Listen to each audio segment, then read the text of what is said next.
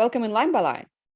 Today, with Agent, we are analyzing a song by Bill to Spill called Untrustable Part 2, about someone else. So Agent, why did you pick that song? I used to listen to a lot of alternative and like sort of punk rock and industrial music, and then indie music became a thing. And indie music was like, it used to be called indie because it was on an independent label, which is what it meant by indie. And then later on, there became a sound that was characterized as indie, regardless of what label it was on. And this album came out at about 1998 when I was a DJ in at a university radio station in another city. I was the aging, jaded pseudo indie hipster, and I really like this album. The first track on this album was called "I Would Hurt a Fly," and then Randy described Attorney, then I Would Hurt a Fly, and so I was torn as to which song, but I listened to this album tons, and it corresponded with an interesting event, which is part of another story. But yeah, so like I had a girlfriend. I listened to this album. I love this girl. I had a girlfriend at the time, and we broke up. And I kind of described what I thought the lyrics meant. She said, well, they meant something so much more. And I think she was saying that the album kind of meant something about you, like for me, like what she thought about me, right? So this song came to my mind. So Untrustable, about someone else. So I always thought, yeah, was I untrustable? And then I think of, as per usual, paranoia, right? Like untrustable about someone else. I like that it's in brackets, right? Yeah. So yeah, I think about this about trust is an issue, but we can go into that in a moment. But yeah, so this is classic 90s indie rock and a great album that I listened to just tons at that time. I really enjoyed listening to that, actually. You can't trust anyone because you're untrustable. How can you trust someone can't trust you? What does it bring up to you? So at this time, there was a big betrayal in my life, and I became almost the thing that I was fighting against, right? So you can't trust anyone. So trust issues have always been a big thing with me. So it's like you can't trust anyone because you're untrustable. So that's kind of interesting. But this is about someone else, right? So it's like, how can you trust someone because you're untrustable? Like if you can't be trusted, then how can you trust anyone else? How can you trust someone can't trust you? So if they, how can you trust someone they can't trust you? So this kind of speaks to me of like friendships or relationships, or maybe not even friendships, but like not good relationships between people where things are kind of manipulative or I don't know. Wow, that brings up so much, Agent. When I see that line, because you're untrustable, I don't feel like I'm untrustable. I feel like I have been called untrustable by somebody based on misinterpretation. And when I hear the question, how can you trust somebody who doesn't trust you? Yes. That line really speaks to me. Yeah. It feels like because they don't know me really, they kind of basically make up stories about me and misjudge me and then call me like that. Yeah, so like this really speaks to the problem of trust, right? When you don't trust someone, do you not trust them because you know that they don't trust you? And that's kind of like a reciprocal thing, right? Like, how can I trust you if I know you don't trust me? And vice versa, right? That interchange of relationship or the breakdown of trust in a friendship or just any kind of relationship, right? It brings up a story in me. I opened up to somebody. I told them something from my side, like a secret sort of thing. And in response, they, instead of opening up, just became giddy. It's like, it felt like they did not trust me to open up at all. And were like, oh my God, I'm so cool. You opened up to me. That's it. Like they started celebrating the fact that I opened up. So so a lack of trust, like you're vulnerable and you open Mhm. up, and then all of a sudden, yeah, it, That's would what that be? brought it up.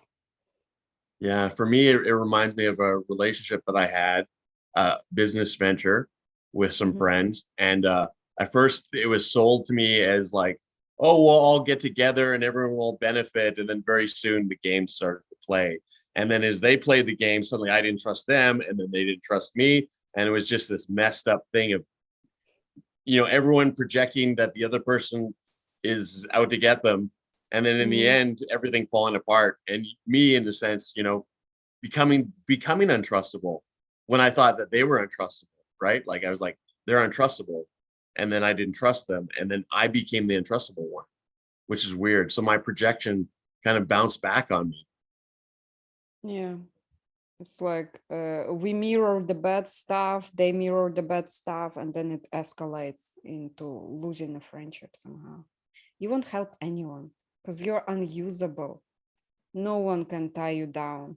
No, you're nobody's fool.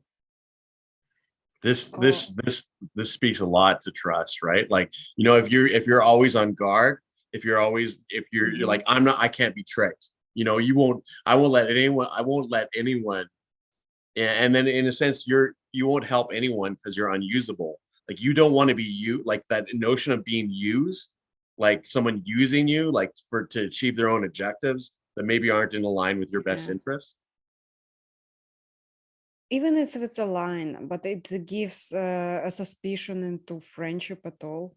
Like, am I being used or am I helping? You know? Mm, mm. And that suspicion also gives up that paranoia thing, like you don't Yeah. trust them because they might be using you. Yeah. And no one can tie you down because you're nobody's fool. I'm nobody's fool. And there's just like, in a sense, there's an irony there, right? It kind of makes Yeah. you a fool, the fool that doesn't trust anybody. Because sometimes you need to trust people, right? Like, you need Hmm. to be able to do that, right? Yeah. Like that I'm nobody's fool is is a mask that we wear, and Mm, that mask I'm nobody's fool is a repellent for any possible good connection somehow. yeah. Yeah. These entire two stanzas like breakdown of Mhm. trust, and then Yeah. that can perpetuate and make you alienated, and also cause people to cause the problems, right? Like, you don't trust anybody, so therefore they can't trust you, and then that's a self-fulfilling prophecy. No one can tie you down. This means anytime somebody asks you for help, you will see it as a manipulation. And Mm, instead of helping, you will be like, nobody can tie me down. You will won't manipulate me. No, I will not help because this all manipulation. In truth, you don't have problems or whatever. yeah, yeah, It's that's sad. and also, like, or maybe for me it speaks to, like, maybe at one time it was valid, you got burned Mhm. because someone played the victim card, and it was an act of manipulation, and then after that you're like, no one's going to play me for a fool again. Yeah, but somebody else did that, not That another person, person. yeah, not Yes, that person that you're in front of, right? And then, so this is almost like speaking of, like, yeah, like a different, yeah, exactly, yeah.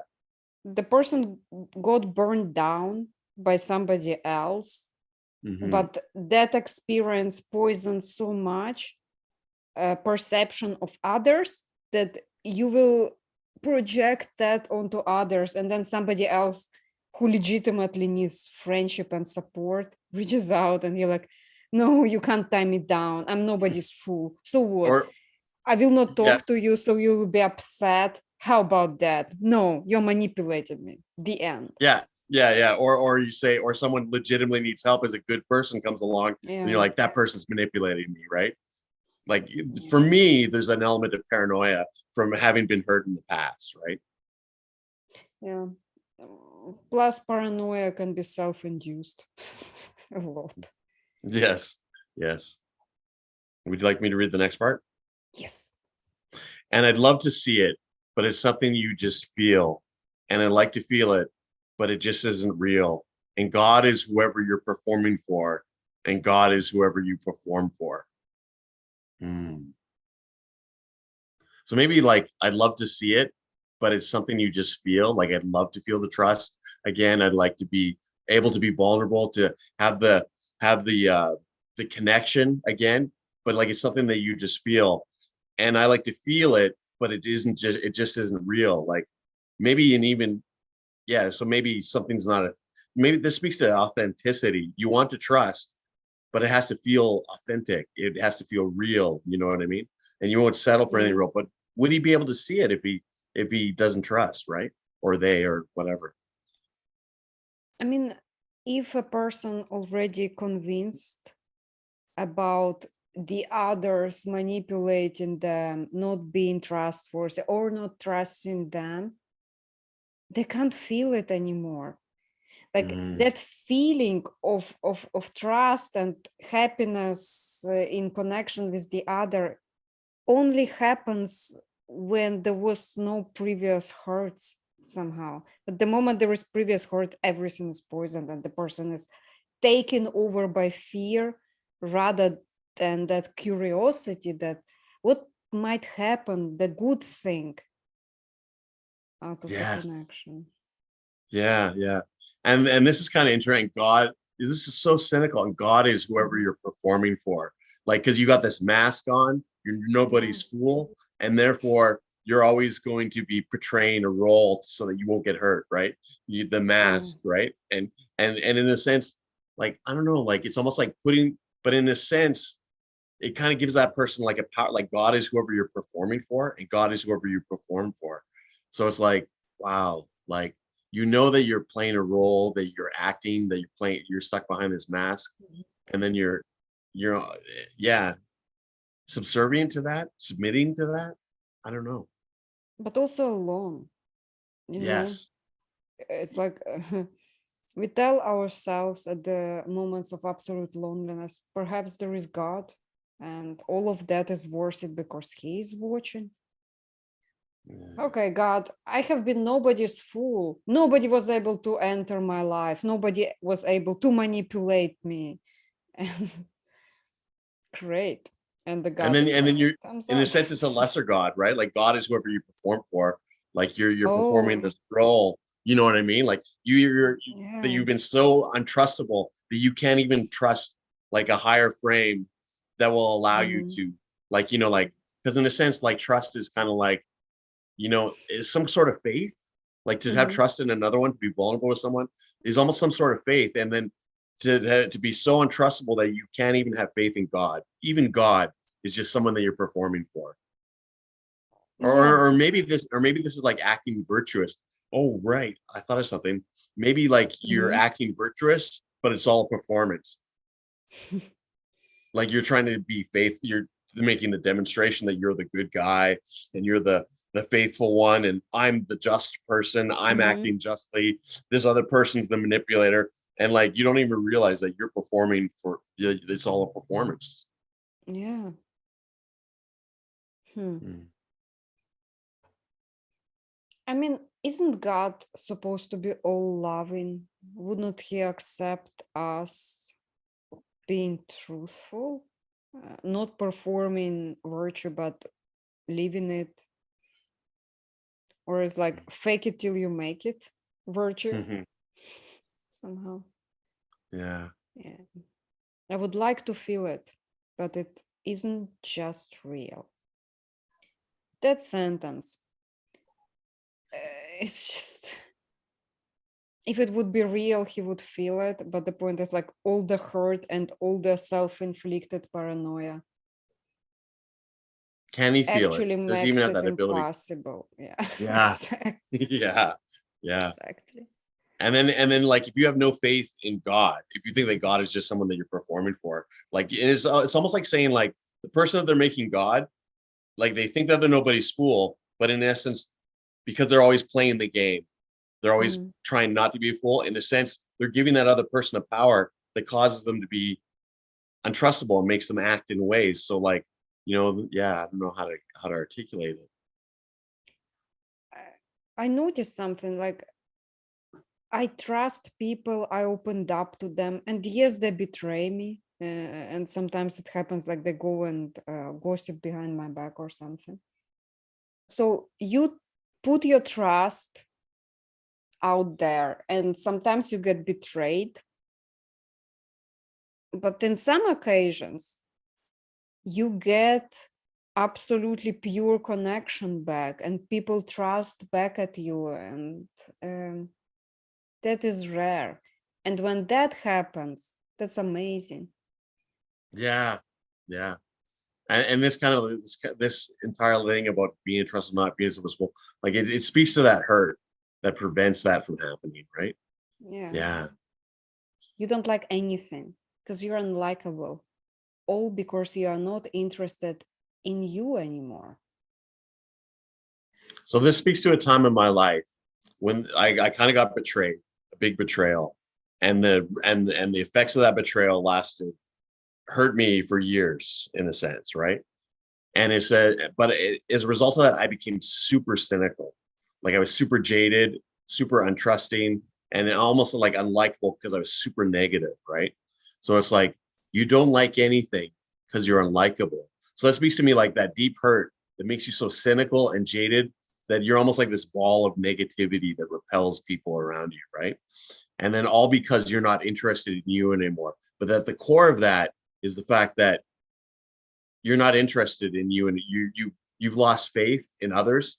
You've lost faith in God. You're just performing for God, and you just become uninterested in yourself. It speaks to like all this kind of this betrayal happened to me, and it led to a moment of absolute nihilism, like just like everything's just cold, mat, and that just not interested in you anymore. Wow. It brings up a story of a lady I met today. She used to be unhappy a lot in the past, but today when we met, she seemed happy. And I talked to her what happened. She said, well, remember how I was walking around hating on everybody? I would snap at people like, why can't you be just organized? You are not clean. And she would go around judging others, hating them. Well, what changed? Why suddenly is she happy? It turns out she asked herself, what does she want? What does she need in life?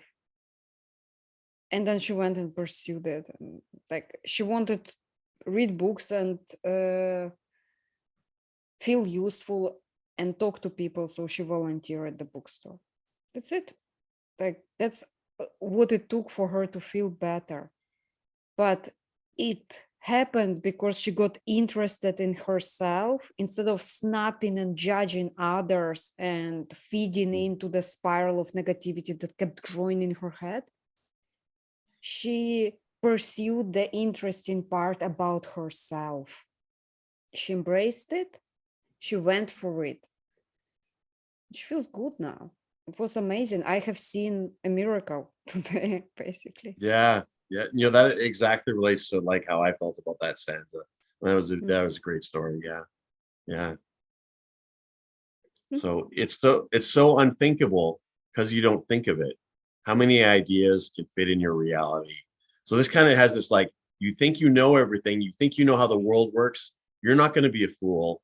I understand everyone. I can see their manipulations, I can see their neuroses, I can see through them. I'm no one's fool. But what you can't, but there's some, but you're not. You're blind in a way. It's so unthinkable because you don't think of it. It's like how many ideas can fit into your reality? Yeah. So like the things that like you think you see the whole frame, but there are always things outside of the frame, right? Yeah. Unthinkable. Because you don't think of it. Only that. And Everything you don't think about is unthinkable. Just think about it. Imagine happiness. But it's unthinkable. That's the stuff. something to this speaks to me of like it's unthinkable because you don't think of it. That almost Mhm. prescribes me you're blinded by your preconceived notions. Yeah. You know, You know what I mean? Like it's not Yep, unthinkable because you don't even have the ability to think of it because it's so outside of your conscious reality that it just doesn't even exist. that's awesome. This is a The, heavy song. oh, it's a good song. I love it, by the way. There is a joke about a dragon who kept eating little fur animals. And then a turn of the rabbit came, and the dragon is like, how you will be eaten? Choose. Do you want to be salted? Do you want to be boiled? Do you want to be fried? And the rabbit looks at the dragon like, can I not be eaten? Yeah, that always had been an option. It's like, it's unthinkable. We have the choice not to be eaten, consumed by the anger, always. But for people, it is unthinkable to react differently as well. How many ideas can you fit into your reality? Something outside of your pre-learned pattern is difficult. Yeah, yeah, and there's always going to be things outside of the frame, but like this speaks almost to someone who isn't even aware that they don't want to be touched, isn't even aware that they don't like anything or aren't likable. Someone that is like, there's that deep wound, but where am I going with this? Yeah, how many ideas can fit into your reality? Like, I'm a little confused by that line, to be honest, Kara. In a sense, like, there's always ideas that are outside of your reality, but like, yeah, maybe you can help me untangle that. I think it's the unthinkable still. All the ideas that you can't accept, you can't fit into your reality. He turns it around. How many can I fit into your reality? Like he excuses it.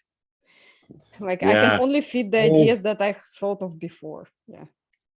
you have to choose a frame. What do you choose your reality? Like first, because he chose the reality of darkness, he keeps fitting the ideas that fit into darkness pattern somehow. If he chooses a different frame, he will subsequently choose a different reality. Do you think that they are blind that they are unlikable, or blind that they think that they're nobody's fool? They think they got it all figured out, I think. And that's why they're untrustable. It's denial. That's what I think. Yeah. Yeah. Each time,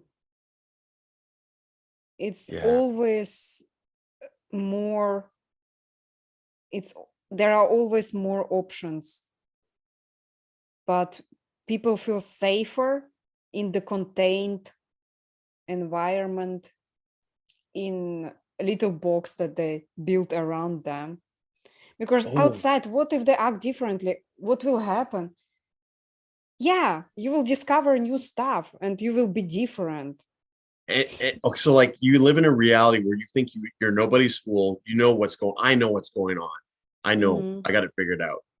The word, but to be able to say I don't know everything. I don't know what's going on. Oh, That requires trust, and that requires trust in a God that you're not just performing for, but a God that you trust. And I use God not so much in a religious frame, but whatever is your no, I highest get it. guide. I get it. Like Yeah, he's pretending even for his own moral highest values. He doesn't yeah, believe them. Everything is like unreal. Everything is pretended in a sense. yeah. Do you think he Hmm. knows that he's pretending, or do you think he thinks he's? I Hmm. mean, I'm pretty sure that's the criticism. Like he knows it and he tries to bring it outside and to show to people. That's here is on this pages describe the wrong way of living. He is becoming a teacher. By the way, living the life of struggle as a monument uh, or like as this poster child of how not to act is also type of the service. You show people that my way of living doesn't make me happy, and here is why, and then you explain this to people and you deconstruct and you talk about this and you become teacher to younger generations. But for that you do need to figure out what's wrong about your life. And in that song, I think he pretty much figured it out. And then Socrates reminds you, how many ideas can fit in your reality? Like Socrates, I'm the wisest man because I know that I do not know. You know? Yeah. I know you feel the things you see. You know they're true. What are you going to do?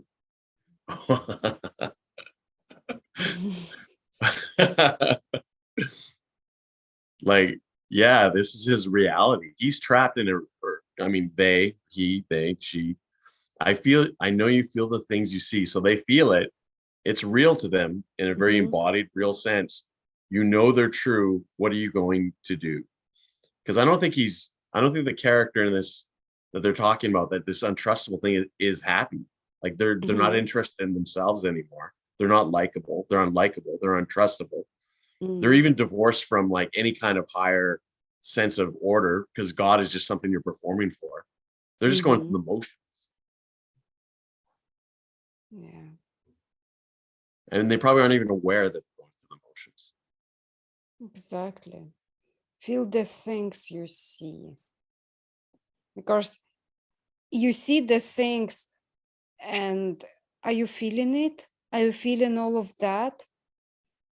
And because the person is caught in their own reality, they can't feel it, or they don't allow themselves to feel it. You know, those things you see are true. It's happening. Allow yourself to feel it. What are you going to do somehow? I also think that like they're so blinded by their like the only thing that they can feel are the things that confirm anything that's outside of confirming their ideas or their reality. They can't even feel. They feel things. It's like a self-confirming bias or something. Exactly. No, that's absolutely true. Why can't you emphasize with Jesus' point of view? What are you going to do? I don't know. That's love Jesus's point of view, love and accept everybody, basically trust everybody. Yeah. And like he got hurt. Oh, You yeah. know. Yeah, yeah, that's true. Hashtag Jesus. Hashtag Jesus. What are you gonna can't emphasize with Jesus' point of view? Huh. You know, I think of my experience, like when I was in this frame of mind and I was untrustable, I thought I was trustable. I thought I was right. I thought I was just. And in a sense, I thought I was in line with what I thought Jesus would even do, you know? But I was so blinded by my ideas that I had no idea. No idea. I was completely the opposite. Completely the opposite. I noticed the question here keeps repeating. What are you gonna do? It feels like the person is completely immobilized, doesn't take action, keeps asking, but there is this inner voice, do. What are you gonna do? What are you gonna do? And hopefully the guy did something. And you know, it sounds like the person that's talking to them is almost prodding them. You know, he's saying you're stuck in your ideas, you're stuck in your reality, you're untrustable, you're unlikable. What are you going to do? You're obviously not happy. How are you going to get out of it? What are you going to do? Oh, wow. And then and also emphasize with Jesus' point of view, you can't emphasize it because you think that God is just someone that you're performing for. Oh. Can you feel the darkness shining through? What are you gonna do? Yeah. So this relates to my experience. Like I didn't realize, I thought I was the light, and in actuality, I'd never been so dark in my life, you know? So, and then can you feel the darkness shining through? I think they're aware that something's wrong in their life, that they're stuck, that things aren't working out, but they aren't even aware how lost in the darkness they are, because they just have this is outside of their conception. It's outside of their range of ideas, right? What are you going to do? What are you going to do to get out of the darkness? What are you going to do to get into the light? And the person gets numb as a Yeah. response, probably. Yeah, it's interesting that depression is often described as darkness, but when you're depressed, like when you're really depressed, it's not, it's just an absence of feeling, isn't it? Like that's the ultimate Apathy. darkness. It's just, yeah. See, Apathy. like I remember this time it was like there was a utter sense of nihilism, and it wasn't a darkness that I sensed; it was a lack of meaning, right? Mhm. And then a depression, right? Like you just don't feel anything anymore, right? Yeah. Mm. Why can't you move like other people do? What are you going to do? Mm. So this Again, this person, immobilized. Yeah. but also this person thinks they're set apart. They think that they are smarter. Like I felt at this time in my life that I knew more about what was going on than other people did. I always knew it was fool. These other people, they're fools. They're going to be deceived. They're going to be tricked, but not me. I'm not a fool. And so I know you wouldn't be the way. No, sorry. Why can't you move like other people do? And then these other people that I thought, I thought I knew about politics and sociology and all these different things. And everyone was these sheeps going around living their lives. And they were completely blind to the reality, right? And I kind of like mocked people that were going through their living just good normal lives, right? And Mhm. why can't you move like other people do? Because I think the person that's trapped in this existential entrapment thinks they're better than other people. They think they got them figured out. I think maybe that's my projection. I still think in here he's immobilized and not moving, not doing anything, not taking action, not trusting. Everything is not somehow. And then there is like this question that keeps asking Yeah, him, why can't you move? Other people move. Why are you stuck? Basically. yeah. So the That what are you one going to do is. is almost a Mhm. call for unstuckness. Yeah. Yeah. Yeah. Wow. Yeah. And I sense like, well, how it relates to my perception or maybe my projection is the stuckness is being trapped in the world of ideas as opposed to the world of action, Exactly. and not even the right ideas, right? Well, you keep distracting yourself with the ideas and thinking from taking an action, because you weren't hurt by the ideas in the past. You were hurt from the action. So you did something, you got hurt, and then you did something, you got hurt. And the only thing that didn't hurt was just like this immobilization somehow. But that's not true. It's actually being immobilized, not taking action, to me feels like giving up somehow. Yeah, And when he that says would. like, Mhm. yeah, not interested in you anymore. You think, and you're probably not even aware that you're not interested in you anymore. Like, yeah, and the call. What are you gonna do? Like, he's prodding, almost like prodding the untrustable person to wake up to Exactly. do. Yeah, I know you. Wouldn't be the way you feel if you could choose. What are you gonna do? So again, he can't choose, he's immobilized.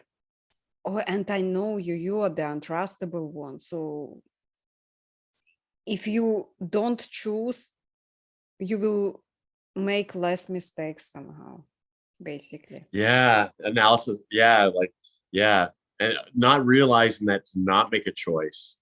Mhm. And this speaks to my journey, right? To not make a choice is a choice. You know what I mean? Because Yeah, time will pass. You know, yeah. wow. Yeah, this really speaks to me, this song, actually. Yeah. It's very relatable, dude. Well, Agent, thank you for bringing it in. Is there anything in general that you discovered in those lyrics that you didn't know before? Yeah, I didn't realize the song has a lot of great instrumentation, right? and like, you get kind of lost in the singing and the guitar parts and stuff like that.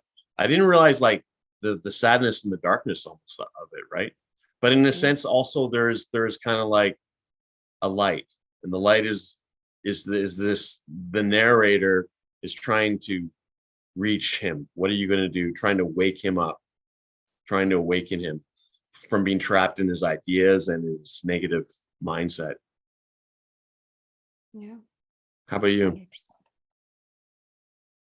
Everything about that song is new to me, but also very relatable, felt, been there kind of thing, Mhm. you know? And the question of what are you gonna do? What are you gonna do? It's translated on the thing I'm overacting now is not to waste time.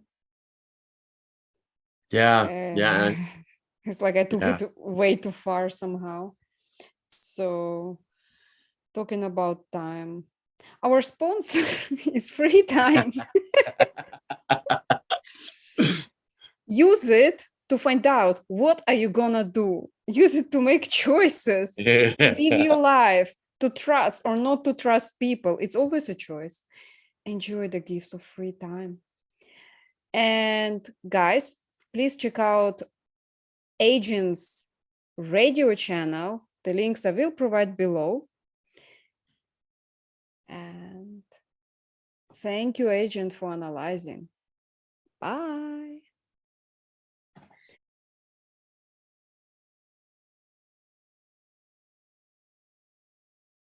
The most liked comment on the video from Built to Spill, Calvin Peck, 4 years ago, like all good things, this track requires patience to fully enjoy. Those of us that get it can enjoy the first 2 minutes for the beautiful bit of poetry that it is. A well-timed and well-tuned track that's both beautiful and poppy, and then get kicked in the goddamn teeth as you absorb one of the best bridges, followed by the pinnacles that make Built to Spill the amazing band that they are. Once you have patience, Built to Spill is just perfect. Perfect from now on. 100%. That's excellent.